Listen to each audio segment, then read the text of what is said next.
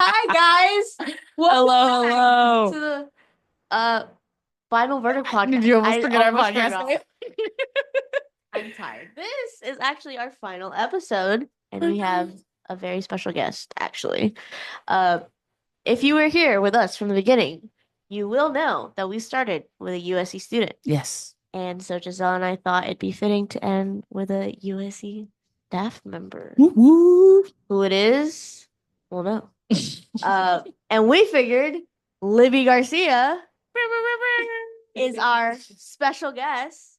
She is our music industry senior career advisor, but we know the first time I came here, you were a different title. Yeah. Different title, yeah. I was the academic program specialist for the Okay. music industry. So Love that. basically the program. But not advisor, but everybody still went to her for I did advice. 50-50. I did, Oh, okay. Love that. which is cool. And now I have a role to myself. And then we have John and Shout out program John. specialist.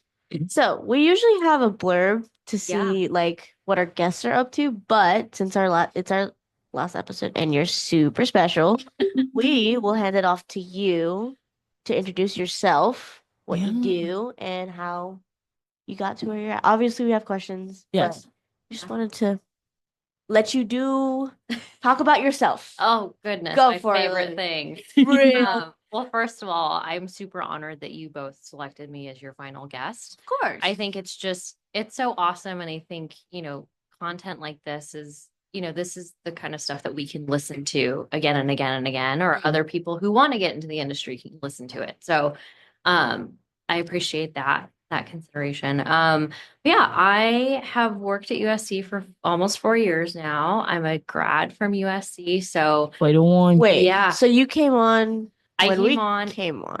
Yeah. Whoa. I never put that I together. know. I know. Guys, but So you're my You're so first, smart. you're essentially the first class that I got to see as freshmen. Wow. And then I get to see the full cycle, which is amazing. So Yes, I'm stoked. I don't normally go to commencement, Yeah. but I will be at commencement. I'm with But yeah, no, before working here, I worked at Sony Pictures Entertainment in the music department, which was an amazing job. I thought I wanted to do music supervision, and that changed when the pandemic hit, and Mhm. I just needed something different, Mhm. and always kept in touch with our program chair, Mike Garcia, and ended up back here at SC. And it's definitely a different experience from being a student, but I know that the program has grown so much in that time. Like you guys have like an amazing like resources in terms of internships and things like that. I had a binder. Oh, that's binder That's with not like fun. actual page that's Oh. internships Yeah. printed out. lovely. Oh, Yes. wow. Oh, Yeah. that's so not. No. so we've come a long way. Yes, because I I'm love your stoked to say spreadsheet. I You have have I to live have- for your I have- spreadsheet. yeah. Oh my gosh. Oh, Okay. yes. So as part of my job, I work with John. Yes. Shout out John. She works with our office. And yes, in our weekly newsletter, which just lets me know that you don't open my newsletters. I If you literally scroll down and you see like job opportunities, you can find a whole spreadsheet that shows you like well, if it's a full-time job, if it's part-time, if it's an internship, if it's paid internship, Okay, if it's guys. unpaid internship. Yes. Like there's a lot of work that goes into it. I Yeah. feel guilty not knowing this. So Well, now the USC students are the people who listen to us. Yes. there you go. It's not just me, guys. It's not just me. There's a lot of information going around all the time. And so I think it's hard Too it can be hard to like zone in. Yeah. But yeah, no, I mean, I don't know if you want like any personal anecdote, but I am a native of Southern California, so didn't go far when it came to college, but I'm really grateful for, having the opportunity that I had. Now I have a dog and 2 cats and a fiance. Yeah, what are their names? I have a bunch of She's got a lot of cats. cats. Like 20 plus. And they're outside. They're outside Okay. cats. Yeah. So I love cats. We have Jasper and Chunk. And Chunk is the Chunk's already my baby of favorite. Jasper. Is she fat? She was when she was little. And then she just is like this long, super Okay, skinny, so long hair. elongated. Yes. Mm. Are they orange? No, she's a gray cat, so we think she's like a kind of like a Russian blue. And Okay. then Ooh, I used to have Russian blues. Yeah. And then the mama is like a tabby cat. Okay. Yeah. Huh. And then our dog Jolene, of course, named after Dolly Parton song. Yeah. Shout out Dolly. I know, right? Random shout out. She's got this perfume, Tennessee Sunsets. Really? Oh my God. It Is it good? smells so good. What does it smell like? It smells like happiness. But Okay. it smells like warm, like vanilla and like all these other little flavors. Like next time I see you, I will bring it because it's good. It's good. Talk about a person, like an amazing entrepreneur, though. Yeah. I agree. She's incredible. I Yeah. didn't know until I listened to a podcast. I'm blanking on the name. Mhm. I didn't know that like she had Dollywood. I Yeah. didn't know that like she was big on like literacy for Children. adolescents. Yeah. I had no idea. She also didn't she fund one of the vaccines? Yes, Yeah. Moderna. Moderna. Yeah. Yes. Wow. I was like, it was like an Instagram post, and I was like, Dolly Parton, and I was like, what? Mhm. Does Dolly Parton have to do? Right. It's With like Moderna. big pharma. What's Is- going on here? She's She's talked great. about- yeah. Yeah. She keeps busy. I don't think she's very not problematic. No. No, she's pretty straight actually. Like so of all of the things that she's spoken about, she's been on like the right side of history, which is lovely. Agreed. And sometimes hard to do, but Yeah. also not that hard. Yeah. It's weird. Okay, so you did talk about. Let's talk about your early days. So like during Okay. college, what was your major? You said you were double majoring. Yes, I What was- double majored. So I first started in the comm major with Mhm. Annenberg, Okay. which incredible. I had amazing professors there, but I had wanted to get into the music industry program, and so it wasn't until my second try. So Mm. keep trying. If you don't get in the first time, keep trying. Mhm. That I got in, and of course it's difficult to get in, but something I had said or done in my application was convincing enough. Mhm. But I thought the intersection of communication and music industry was great because they complemented each other in a lot of different ways. Mhm. And the music industry program was very different from what it is today. But like for instance, we didn't have Kevin Lyman. We didn't have Mhm. several of the professors that we have now. But it was a really great like peek behind the curtain of, oh wow, I can actually work in this industry, which I didn't. I grew up going to concerts since I was like 12. Mhm. So my exposure was solely like live, and then of course buying albums and stuff. Right. But it wasn't until I discovered the major here that I was like, I have to be part of that. Mhm. How do I get into that major? So Okay. yeah. Nice. Was there just something that kind of clicked in you to do the music industry major? First of all, how long has the major existed? The Um, 90s. I Yeah, think. I know that. Yeah. Because I feel like when I talk about music industry here, Yeah. people are like, the what? So I have to be like music business. Yeah. Right. And then Yeah. they're like, oh, are you I in was Marshall? like, no. No, Very I'm in Thornton. Yes. It's been around since the 90s, I think. And then like for instance, my boss at Sony, my former boss at Sony Pictures, he is an alum. He's also a music industry. Oh, background, okay. But when he graduated, it was a Bachelor of Music. Oh, so not Yeah. science. So it was, Interesting. I don't know the difference between arts and science. Um, Does that make me I sound don't dumb? really know. I know I arts don't is because it's either. performing arts, Yeah. But right? like my comm degree is Bachelor of Arts too. It's What? that's a whole. There's probably a whole segue that we could You have to or Google rabbit that. hole to Yeah. go down. I'm gonna have to Google that because I'm lost. Yeah. Like science, Yeah. but I don't chemistry. I don't do that. Well, we did chemistry. We did forensics. Yeah, we did forensic chemistry together. That's awesome. It's actually Was it really fun. It was. It felt was- like being like a murder mystery like Yeah, class all the basically time. it was. It basically It was, was. yeah. And like you get no trigger warning. He'd start the slides and then bam, blood. Well, Like time. there was one that I could think It was of that he blood was like, in hey. syllabus day. Yeah. It was like, hey, if he was you like, don't just so you this, know. leave. Yeah. And I was like, okay. It's like, yeah. well, And if you like true crime, that was like, Oh, yeah, yeah. that was the That's class to be amazing. in. yeah. Oh, I'm sure. I was like, if I'm gonna be in a science class because my major requires, Right. I'm gonna take a fun one. Yeah. And it Great was- choice. Yeah. Okay, back to my Right. How was double majoring? so you majored both in music industry and comms. Yes. So was there like I did say there was overlap? Yeah. How was that? Because I know there's a lot of people in our program that minor or major in Annenberg. Mm-hmm. Was it like were you finding yourself doing repetitive things, or were you always finding something new? That's a good question. I didn't find it to be repetitive. I thought the overlap was that in like music, it like from the perspective of Annenberg and being a comm major, it was definitely like music and how it's ingrained in our culture and how it's a significant part of our culture Okay.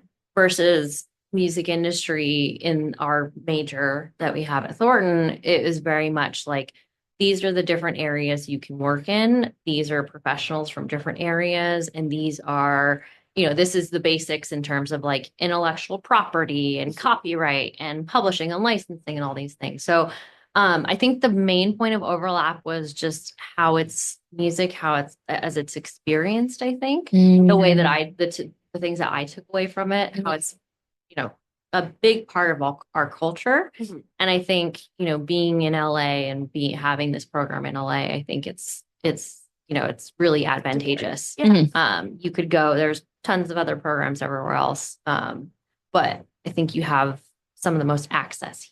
Oh, I agree. Yeah, I for sure. agree. I think the main reason why I joined this well, two main reasons. One, because I didn't want to fill out the pop Felt. the That pop was like a lot. repertoire thing. Yeah. So I was just like, let's just find something else. And then also because I don't know, music industry to me, when I read the blurb, I was like, that's what I want to do. Right. It was very straightforward for me. Yes. I came into the program as an artist.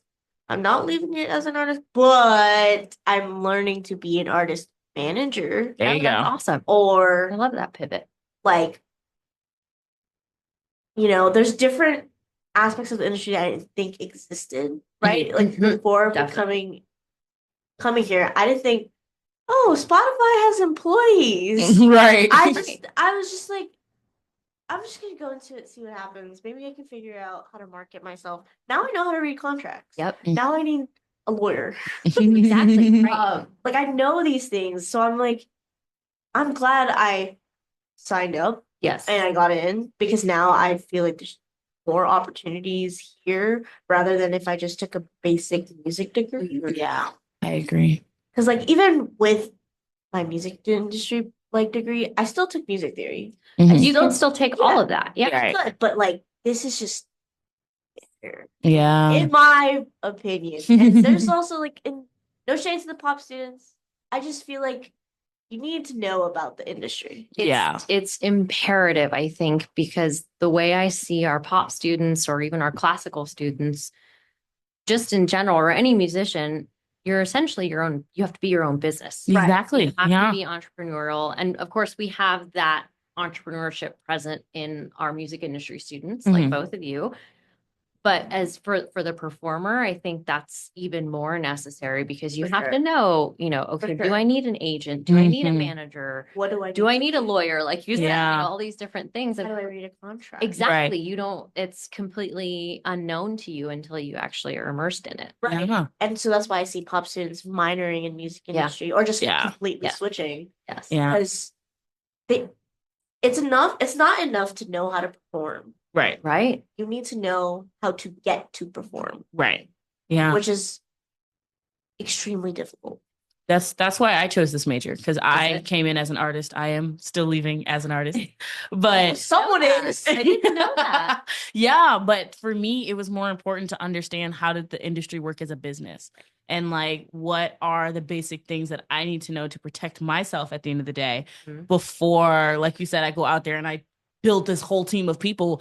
Turns out my accountant's been stealing from me for years. Right. Like had Yeah. no clue or things like that. So yeah, that was one of the main reasons why I did this instead of going to like the pop music program. Cause I was like, yes, sure. Learning more stage and performance techniques, like, sure, that could be helpful. But we I was learned like, that. but I can do exactly. Not only did I already learn that here, I can continue to learn that as I progress throughout my career. I don't necessarily have to, again, no shade to the pop students, but I don't have to get a degree in that. Like, I can get a degree in something that is a little more business oriented, that's a little more on the back end of things to understand, okay, how does this work?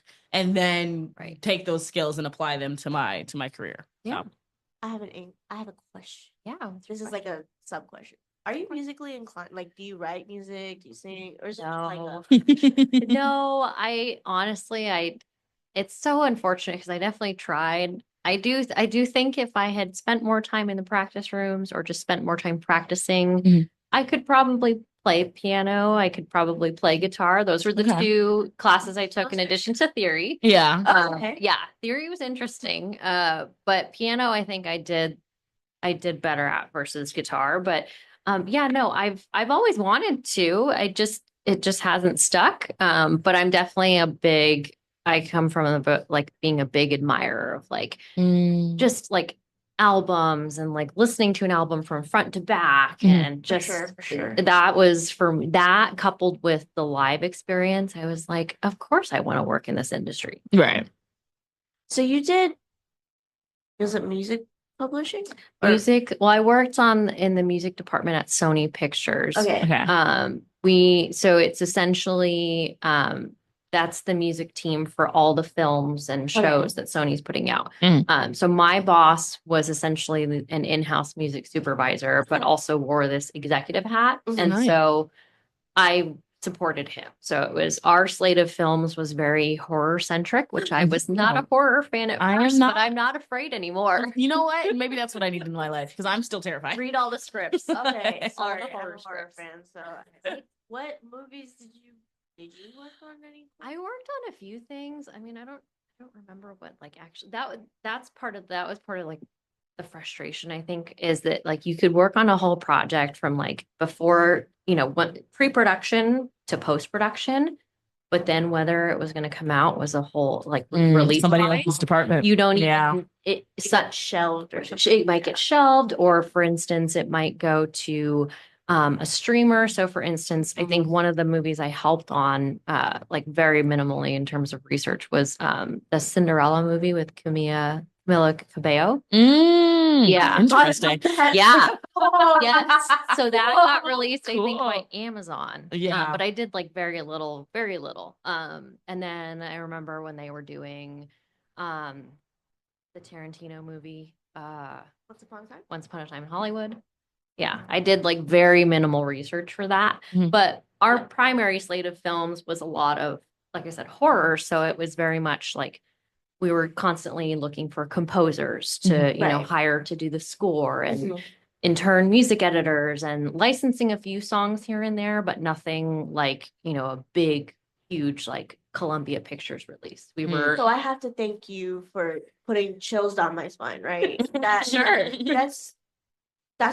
That's why I like horror movies. The I score. can't watch a movie without thinking about the soundtrack. Oh, totally. It- That's And that's why I don't watch horror movies because that music will tell me before anything. As soon as I hear silence, I'm like, nope, you're not about to get me. Eyes covered, hiding behind. Like yes, the strings. Oh, the strings will do it every time. Like I'm hiding. I'm running away. Like you're not gonna get me. Yeah. Like We talked about soundtracks with Kiana before, and I kind of want to talk about this.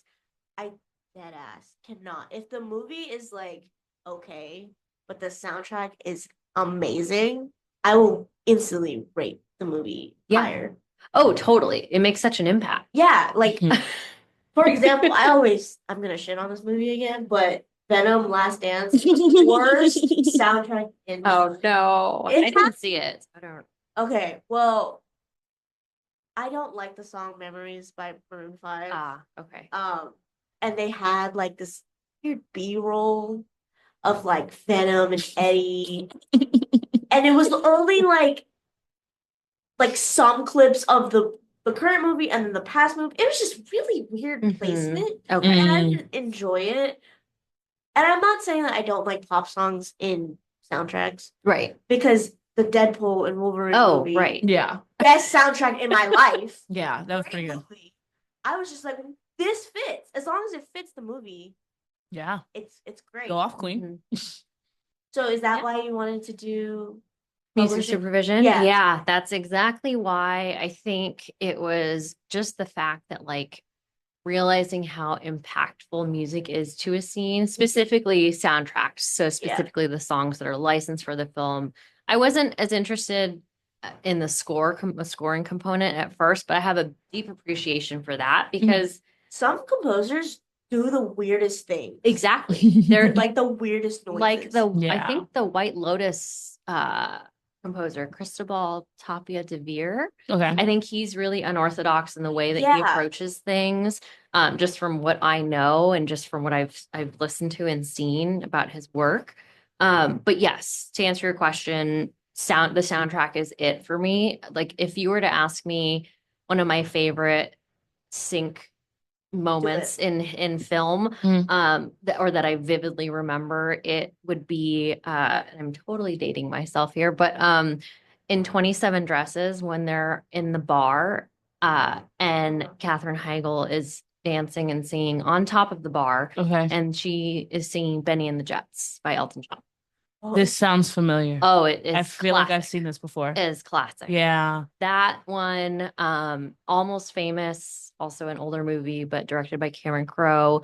That has an incredible soundtrack from everyone from like the Beach Boys to I think Led Zeppelin's on there, but that one's incredible. And then like, more modern stuff too.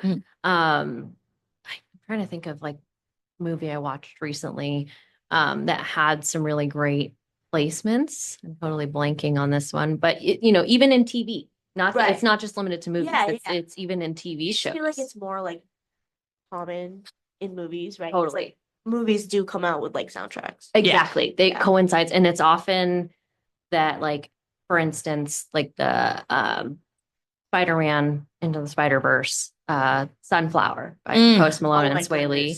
Like that one, it was intentionally written for the film. Yeah, but it, like outside of it, it's huge. it's huge. Yeah. Yeah. It ended up just being a good song.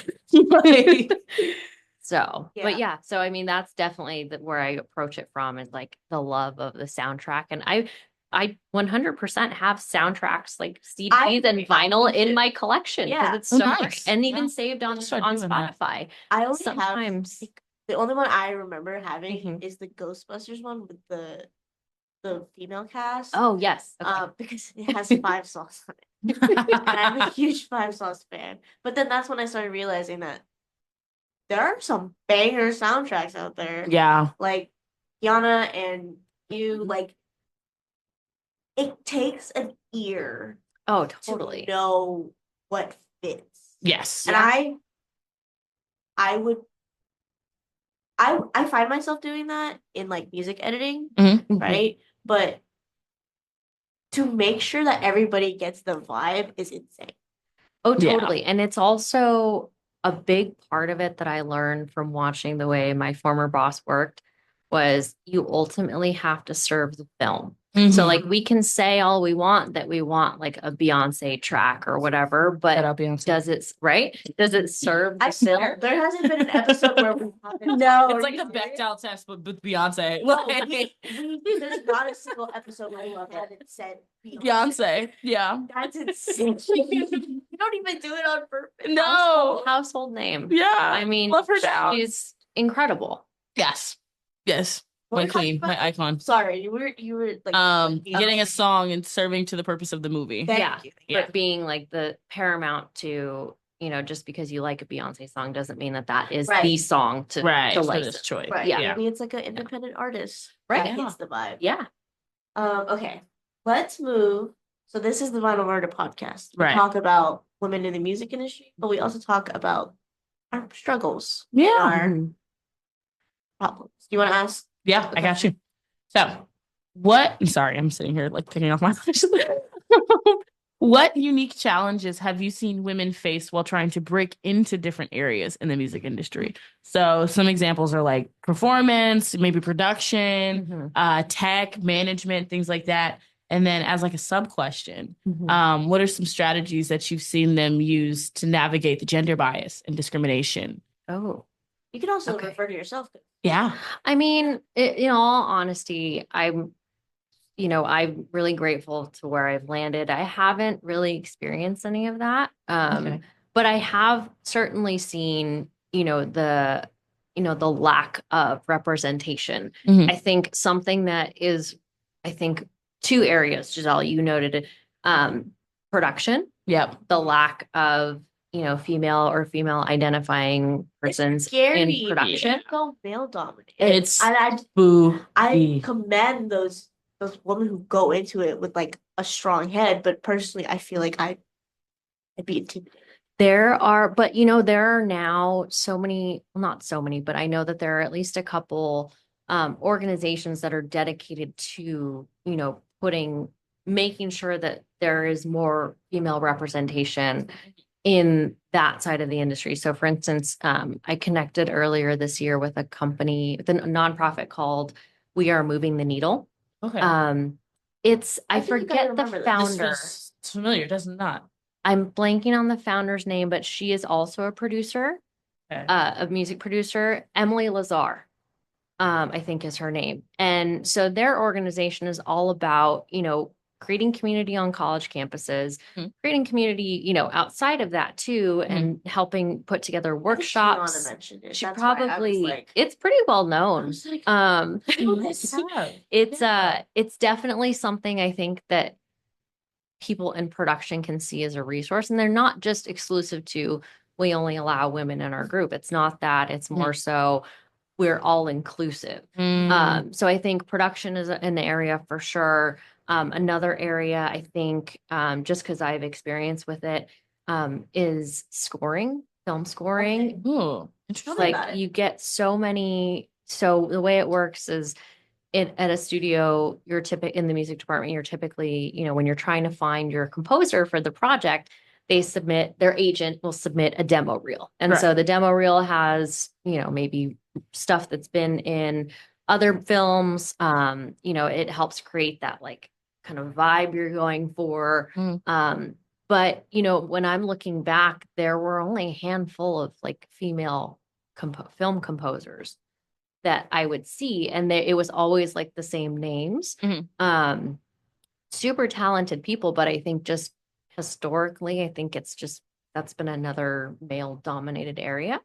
But I think, I don't know the numbers specifically, but I know in our film scoring program at USC at Thornton, it's a really small class. It's a year intensive program. And I'm, just like the rest of our programming and just the rest of our, I think the populations on campus, I think, they do a really good job of having that diversity in there. I agree. Yeah. I think most of my music industry classes have been them presenting. Yeah. It's And it's like really majority. encouraging. It is. Yeah. Like I know I had a class with Kevin, and there was only like 2 mask presenting Yeah. men, and I was like, slay. Well, it's just, there's Me, yeah, in It's left common. class, actually, in ethics, there were only 3 boys, maybe, Mhm. or male identifying. I think that's like yeah. wonderful.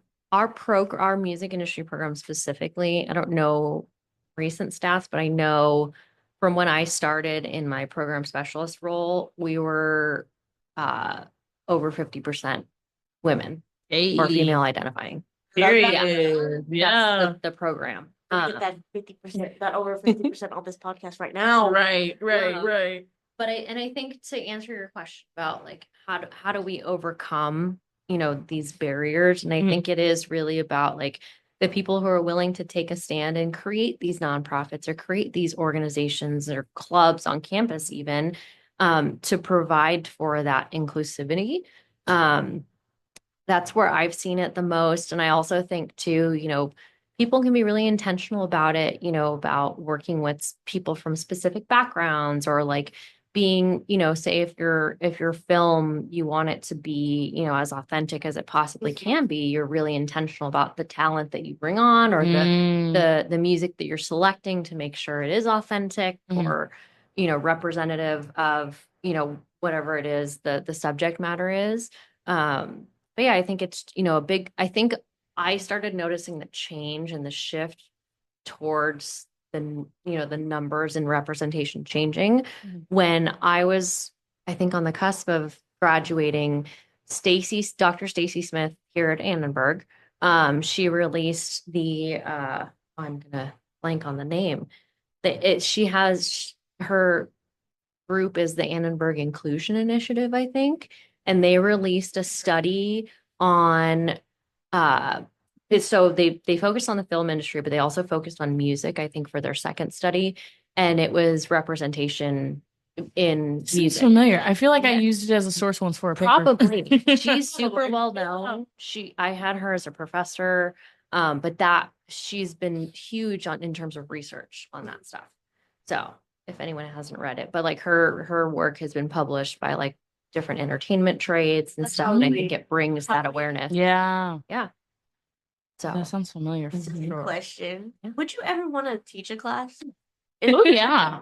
No, it's not a silly question. I mean, I think as I get older and figure out what I like and what I don't like and grow as a person, I think it would be amazing to be able to teach. What would you teach? I don't know. That's the thing. I don't know. I mean, right now I'm kind of your go-to for resumes and, Right. cover letter feedback So and kind of like helping a you find toolkit opportunities. class, maybe. I think a toolkit class would be great. I think that's essential. I mean, I think something that I notice where there could be some improvement in terms of preparation would be like, maybe it's for all, this isn't, it's not set in stone, but it would be nice, like if all admitted students to our program or even the Thornton school could attend like a mandatory workshop where we just talk about etiquette, how we correspond with each other as peers, but how we correspond with our professors, with the staff, just so that it's not such a shock. And, because not everyone comes from the place of like knowing, okay, well, what do I do? Do I reply all? Or do I move people to BCC? And Right. those are things that I learned over time and just in my different workplace environments. But I don't know. It's like maybe like a toolkit type class. I don't know. I mean, I fondly look back on the Beatles class that I took here as a student. I'm in that class. Yeah. Is your professor? It was Bill Beersock. Okay. He's retired since. Yeah. But that class was for like the ultimate for a Beatle fan like myself. Yeah. I'm like, this is incredible. I'm in college and I'm taking this class. I love that class because I'm a bad student, okay? But I was skipping classes just because I'm tired. Okay, I'm a senior. I'm tired. I'm over it. Felt. But I went to a class and we were talking about copyright. So you know me. I was like, guys, I know what this is. I know what a catalog is. I know. Yeah. And I was like participating. I was like, wow. I didn't think I would be talking about music industry stuff in a class about the Beatles, the Stones, and Bowie. Yeah. Was it also Beatles, Stones, and Bowie? Or was it just the Beatles? No, but that class did exist when I was here, but I opted for the Beatles specific one. But I think like, a class focusing on genre in a certain time and how that, like, for me personally, I think it's so silly, for lack of a better word, to try to like pinpoint things into different genre boxes because I feel like there's always going to be different influences and also just the creativity. I mean, you can't pinpoint where it stems from. Sure. So I think for me, it's funny to see like how genre has evolved over time. For sure. Now there's subgenres. Oh, right. I'm like, what is? When I learned about all the different subgenres of EDM, I just go, oh, okay. No, they're still making it. Like, what I know. is sharkcore? Exactly. What Never does that heard mean? of it. What is bedroom pop? Like, I don't even like. What does that mean? Like technically, you could classify Billie Eilish as starting as that. Yeah, she did start as that. But what is it? What is it? I don't know. What is it? Yeah, you made this pop song on Logic, baby, sitting on your bed. Logic, yes, Logic pop. But that could be the artist. That's true. So Logic could come back out. That's why I'm like, it's so hard to just be like, that is rock, that is pop rock. Oh, totally. That's why I'm like at Amoeba. I'm like, how do you know which is Oh, rock? gosh. What is rap? What is pop? Well, how do you know? There's so Right. much crossover. Yeah. So much crossover. Yeah, and there's artists who like do every single genre. Oh my gosh. Yeah. And I'm like, Shout out Beyonce once again. Oh my God. Prime example. like, what do you put them on? So Yeah. that's why Yeah. I liked also. Mhm. This is where I learned in the Beatles classes. Like, I like doing it by decades Totally. because Mm. decades. It's at least a It's little very, more. yeah, it's similar. very more Yes. like Yeah. not condensed, but like you can be like, oh, that's the '90s sound. Exactly. That's the Yes. 2000s sound. It's very definitive. Yeah, Mhm. which is like better than genre because like what does pop sound like? Pop is just popular. Yeah. Oh, exactly. And anything can be Anything pop. can be pop. Yeah. Anything you're hearing on the obviously Top on the radio, yeah. but anything, research. yeah, Yeah, charts wise, that's pop. So like in terms of Spotify and all that. yeah. That's why I'm like, no, I literally mentioned Sharkcore, but I'm pretty sure there is an artist right now. Oh, that's that probably a is. thing. Yeah. I'm like, okay, And if Go it's not, you, it man. will be a thing within the next 2 weeks. Right? no, 2 minutes. I was From this podcast. Right. someone's getting inspiration. There we go. So, going off of the like getting into the music industry, Mhm. what skills or experiences do you see Yeah. is particularly valuable for like women or minorities trying to get to like start strong in their music careers? That's a good question. I think first and foremost, understanding that your path is going to be completely different from the person next to you. Mhm. We all come from different backgrounds and like some could say that, oh, well, maybe you had the advantage because you're from LA and you're very familiar with it. But that's not to say that the person next to me doesn't know like all the venues Yeah. that there could ever be in LA. Yeah, that's real. I think second, I think this is a super big life skill that it took me a while to accept and become comfortable with, but it's just get to know people, talk to people. Mhm. I think personally, I always got intimidated by the word networking because it feels I so like to use it forced and sarcastically. so I like to use it casually. Like if I'm meeting a yeah. group of people, I'm like, guys, I'm networking. networking. So it's Right. like not as scary. But you're really just communicating You're with just and talking. connecting with another person. Right. And the thing is that sure, like maybe this person you're chatting with has an executive or senior position, Mhm. but at the end of the day, they're still just a person. That's what Yeah. You're communicating one-on-one. You're both in this industry. I think of it this way. You're both in the music industry, whether you're a student and a professional or, you're interning at a special, specific workplace.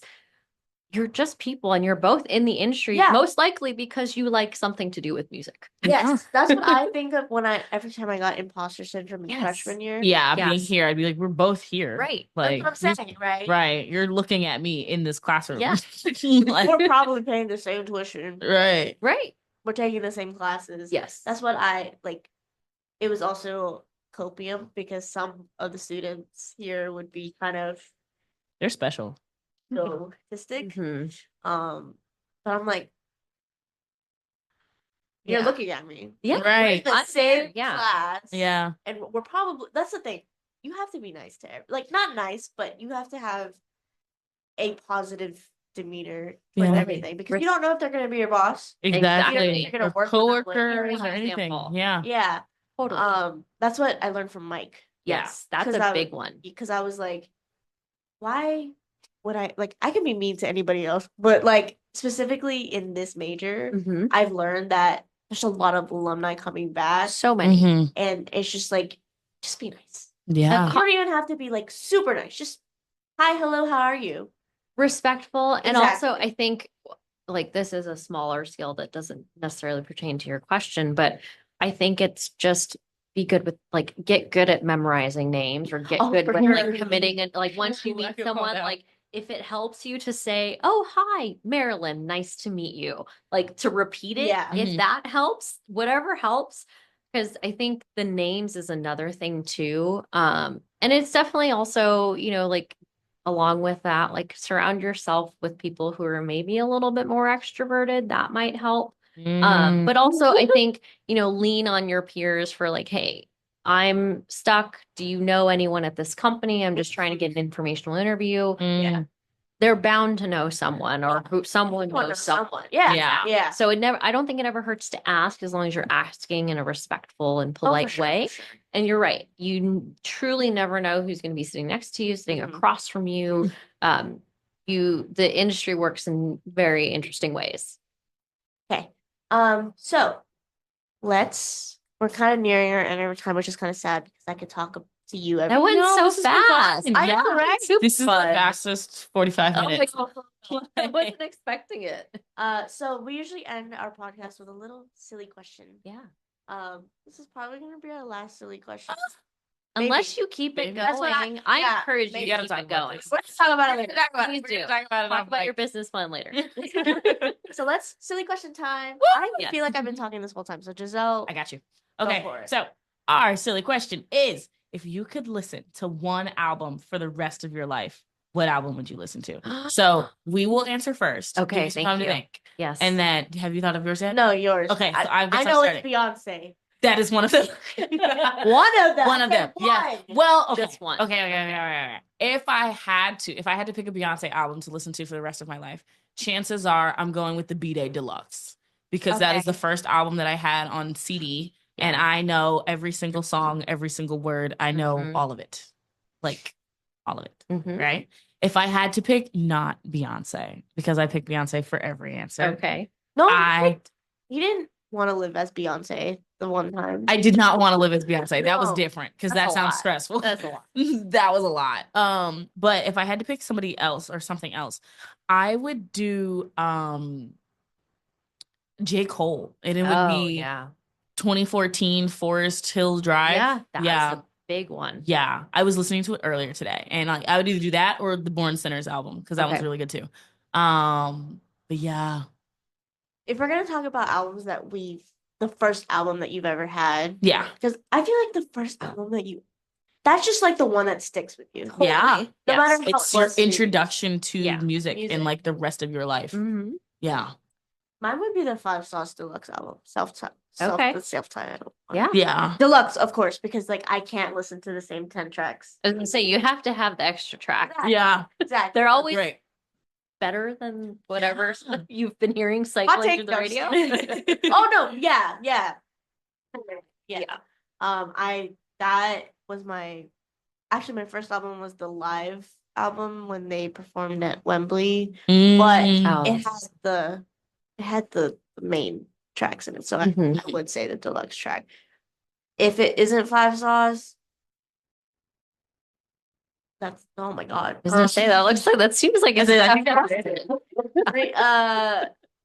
Green Day, American Idiot. That whole album is great. right there with you. That was Great probably one of the first that I bought myself. I was a huge, and still am, but was a huge Green Day fan. And I had my older cousins to thank for that, like Green Day, Blink-182, that whole 90s scene.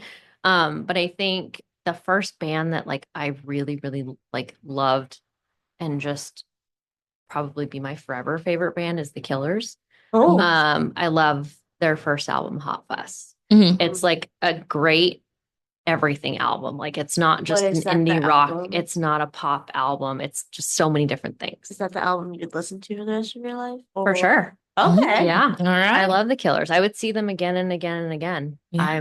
I wish at these prices. I no. know, Oh, right? God. I don't think I'll watch Good from Lord. home. No, yeah, they do that now, right? They Like, do Yeah, that that's a now. new thing. On Yeah. Veeps and stuff like that. They do Yeah. stream I don't know. Like live cultures It's have different. to be. It's so Because then you find a person that's crazier than you, and you're like, okay, yeah. fine. We're, Oh my we're gosh. besties now. Yeah. Like I'm not that crazy, guys. Yeah. I saw Blink-182 for the first time at the Wildfire benefit show that they played Mhm. the day before Valentine's Day this year. And oh my goodness, it was like I was a teenager again. And Yeah. also just looking at everyone around me, I'm like, oh my gosh, we're all just reliving this moment. Yeah, no Yeah. matter what age either. It's Yeah. just Like- like there's so much nostalgia, but it's also it was so cool. There was this I'll be quick. There was this family in front of us that it was the mom and dad and the two kids, Mhm. and it was a family outing at Blink 182. That is Period. And they were all singing to each other and dancing Aw. together. And I looked at my fiance and I was like, I hope we're those parents. This is a glimpse into our future. It was so sweet. It was so That's precious. so sweet. bring your cat and your dog. There you go. That's your version of Right? Yeah, no, I remember having that feeling when I got to work Coachella last Oh. year. And I remember I was out there by myself and I don't know who was playing. I don't even think that's relevant.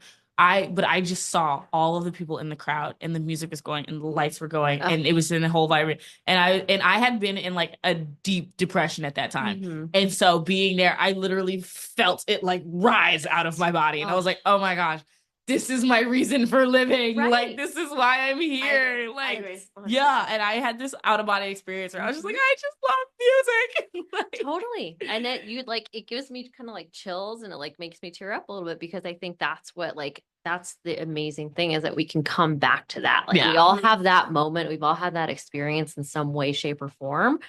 And it's like when it hits you and you're alone and you're like, oh my gosh. Yeah. Like I love life. I love life. it's like I said, I'm dating myself, but in Almost Famous, Penny Lane says it's all happening. Yeah. That's the moment, I think. Exactly. Everyone has that moment. I think that's it for us, huh? Yeah. For Wow. now. For I now. mean, Libby gave For us now, the I think you should keep Yeah. going. maybe not for like a capstone. Maybe Yeah, just no. It'd be for funsies. Do it Yeah, for fun. Because we need to say things like art music industry related. I And just agree. yap. Like I think agree. that would be our podcast. That would. Except we have to Everyone bleep needs a it. lot of things. So. No, we wouldn't. Well, why would we want to? Well, names. Well, yes, for sure names. Okay. Well, thank you, Libby, Thank for joining you. us. Thank you so so much. you, Giselle. Yes. We Great to appreciate see your you. time. I know you're a very Appreciate busy you. person. Where can the we- people find you? Yeah. Yeah. I know you'll be in the office. I'll be in the office. I'm in TMC 118C. No, but I mean, I think if you want, you can definitely email me. I don't know if you want to put my email Yeah, in the I'll put it- comments yeah. or Sure. whatever. Mhm. But yeah, you can email me. LinkedIn. LinkedIn. Oh my Yeah. gosh, thank you. Yeah. Duh, that's like a main part of my job. Exactly. Should we be switching hats now? No, we shouldn't. Not ready. No, I feel like I need to finish my finals. Please. Let me finish this. Well, congrats, you guys. This was awesome. Thank you. you. Appreciate it. Okay. We will see everybody on the flip side. Yeah. Thank you again, everybody. Yeah.